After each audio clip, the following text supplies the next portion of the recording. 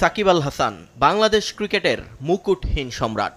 অনেকের মতে লাল সবুজের ইতিহাসের সর্বকালের সেরা ক্রীড়াবিদ মিস্টার 75।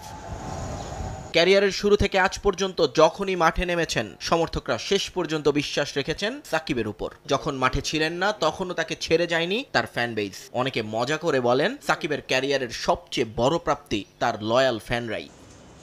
কিন্তু সময়টা এখন পক্ষে নেই সাকিবের। 1 বছরের বেশি সময় জন্মভূমিতে আসতে পারছেন না তিনি। দেশের রাজনৈতিক পট পরিবর্তনের পর দেশে আসার ইচ্ছা প্রকাশ করলেও সরকারের নেতিবাচক মনোভাবে পারেননি সেটা। আর এখন তো পুরোপুরি অসম্ভব তার ফিরে আসা।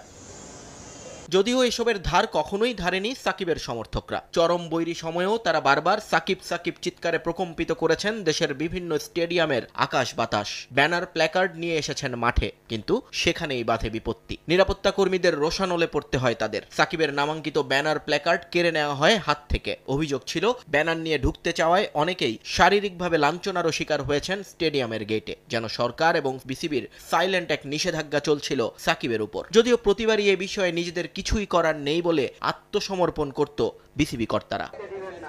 তবে এবার ঘটে গেল অভিনব এক ঘটনা। চট্টগ্রামে উইন্ডিজের বিপক্ষে সিরিজ চলাকালীন সাকিবের ব্যানার প্ল্যাকার্ড নিয়ে মাঠে ঢুকেন অনেকেই। জানিয়ে দ্বিতীয় টি-20তে সংঘর্ষ হয় গ্যালারিতে। এরপর একটু নড়ে চড়ে বসেছে ক্রিকেট বোর্ড। পরিষ্কার করে তারা জানিয়েছেন, এমন কোনো নিষেধাজ্ঞা তো দূরে থাক, সাকিবের ব্যানার নিয়ে মাঠে ঢুকতে বাধা দেওয়ার কোনো নির্দেশনাই নাকি দেওয়া হয়নি বিসিবি থেকে। আমরা জানি তার অবস্থান কোথায় কি ছিল, কারণ তার একটা খেলোয়াড় পরিচিতি আছে এবং তাকে অনেকে পছন্দ করে খেলোয়াড় হিসেবেই।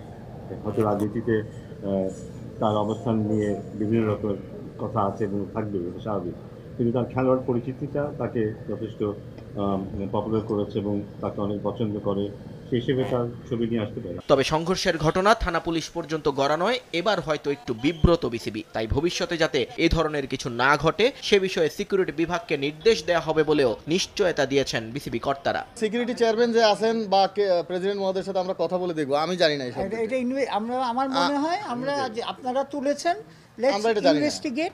হ্যাঁ, কারণ আমি জানতামও না যে এটার কথা। লেটস ইনভেস্টিগেট করে আমরা পরে জানতে পারবেন। চট্টগ্রামের ঘটনায় স্টেডিয়াম থেকে 6 জনকে আটক করেছিল পুলিশ। পরে মুচলেকা দিয়ে 3 জনকে ছেড়ে দেওয়া হয়েছে বলে জানিয়েছেন তারা। বাকি 3 জনকে আদালতের আদেশে পাঠানো হয়েছে কারাগারে।